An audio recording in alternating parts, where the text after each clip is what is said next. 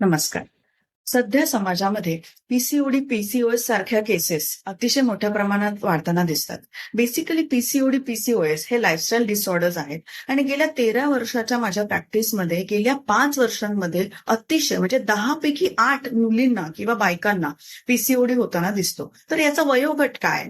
18 ते 40च्या वयोगटामध्ये आपल्याला हे जे पीसीओडी, पीसीओएसचं प्रमाण आहे आणि त्यामुळे होणारी इनफर्टिलिटी याचं प्रमाण अधिक मोठ्या प्रमाणावरती होताना दिसत आहे. तर यासाठी उपचार काय? तर उपचारामध्ये सगळ्यात महत्वाचं म्हणजे इतर कोणत्याही पॅथीपेक्षा आयुर्वेद हे अतिशय चांगल्या पद्धतीनं त्याच्यामध्ये काम करतं.